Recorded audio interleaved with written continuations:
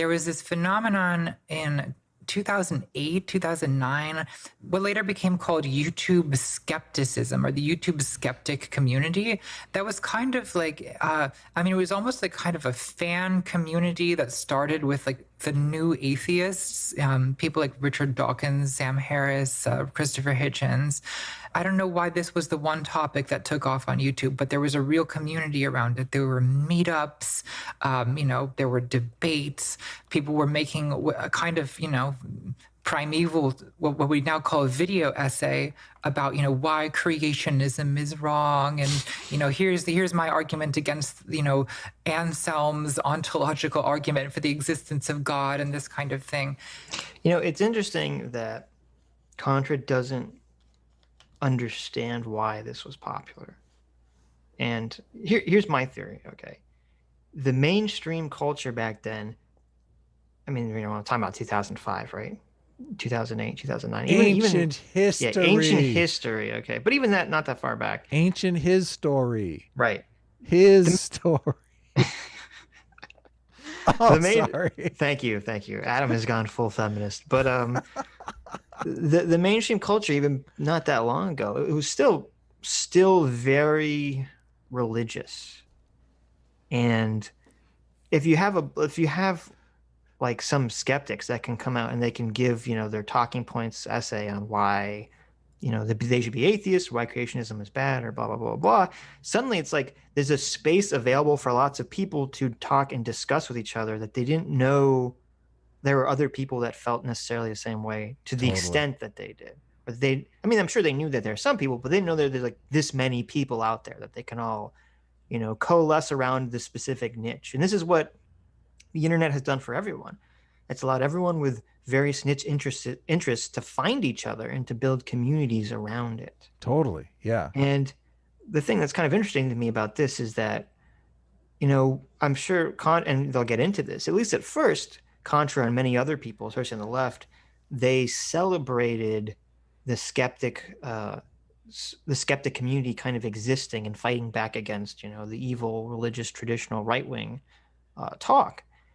And yet they don't realize that the reason that there's a lot of these quote unquote right-wing communities that they don't like forming on the internet and coalescing is because they feel like the skeptics back then. They feel like they are outside of the mainstream culture and they have to kind of go to these spaces on the internet to meet people who agree with them or that say what they think. Yeah, there's a weird feedback thing that happened that I just kind of really thought about, because so in any kind of community, in any particular location, there's probably 4 or 5 atheists, whatever, but they're vastly outnumbered by Christians. So they go to the internet where there's 4 or 5 atheists in every single community, and all of a sudden the community is getting bigger and bigger. Right. But that community also facilitates those atheist voices to appear to be very popular and numerous even. Right. Which could actually facilitate in each community there becoming more atheists, because all of a sudden you're looking online and you're going, wow, this atheism thing is way more popular than I ever suspected it was.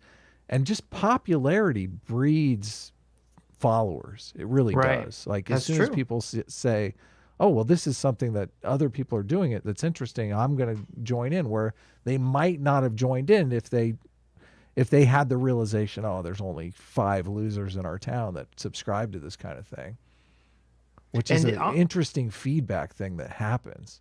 No, that's definitely true. And it creates another element to this, which I just realized, which is, they always talk about how, this always gets related to fascism, but it's related to any sort of group struggle, is that they always want to view their opponents as being simultaneously weak and strong at the same time. Oh, true. So true.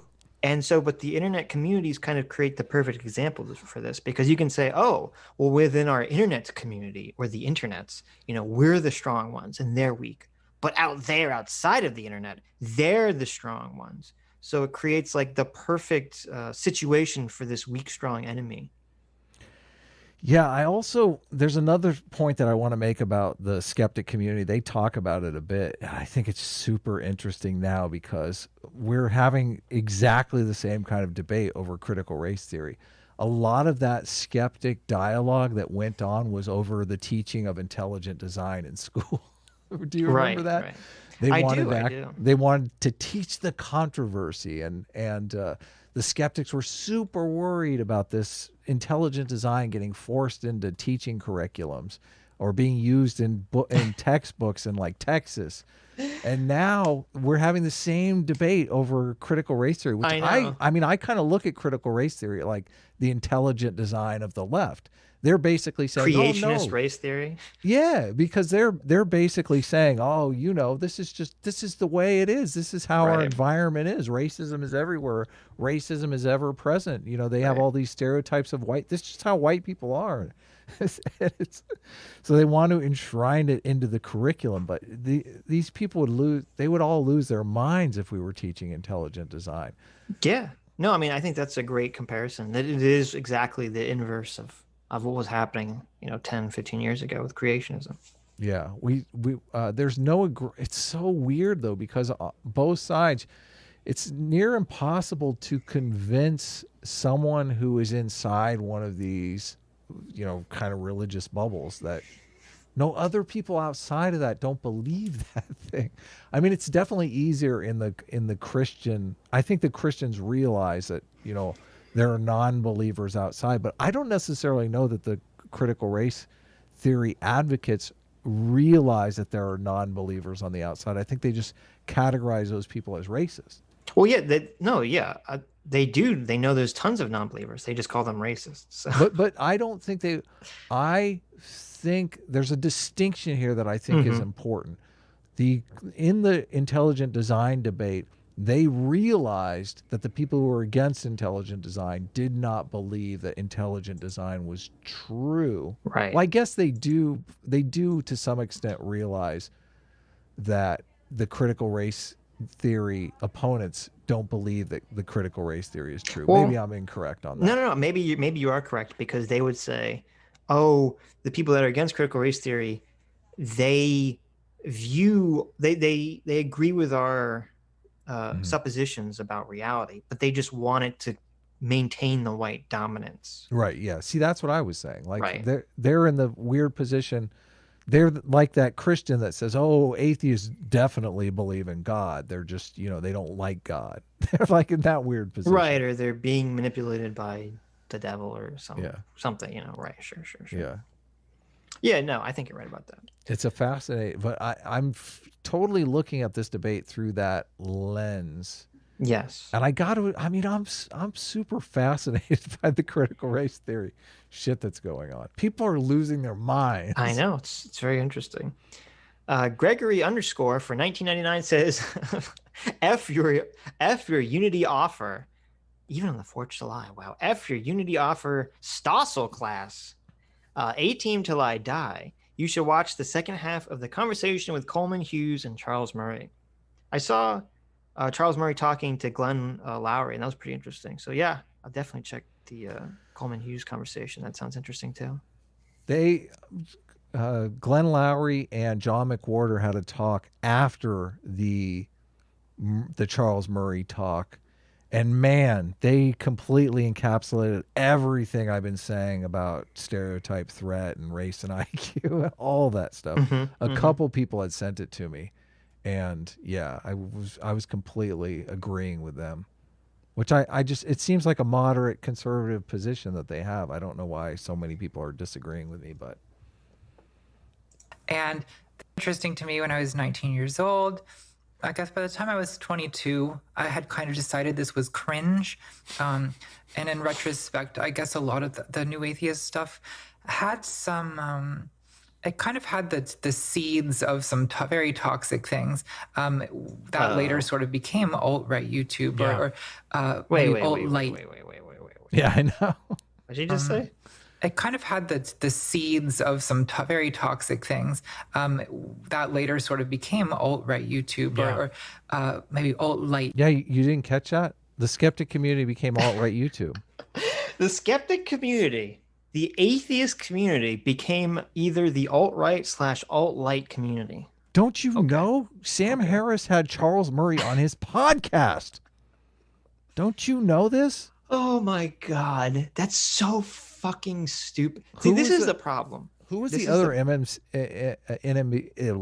MSNBC host that gave Sam Harris a hard time about having Charles Murray on? I think we covered it. I can't remember. Yeah, it was It's the other Chris Hayes. Who it's is the that guy the guy I hate so much now. I'm blanking I on his know. name.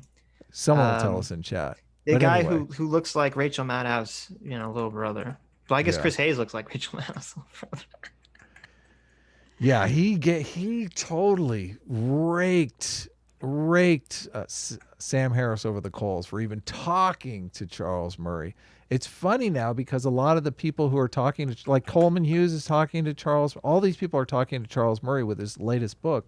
And evidently his latest book is way more incendiary than the Bell Curve was from, John McWhorter, Glenn Lowry's read of it. And there's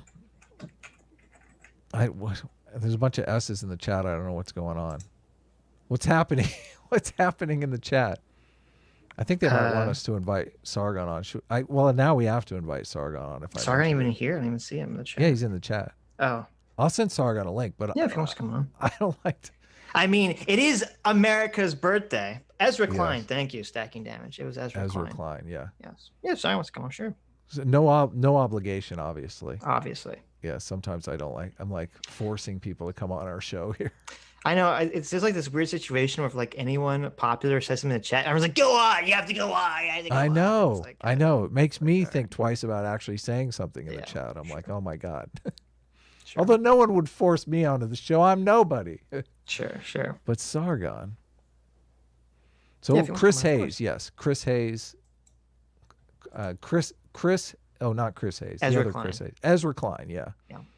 So they're still beating this narrative that, Sam Harris and obviously Richard Dawkins. Have you heard what Richard Dawkins has said lately? I know.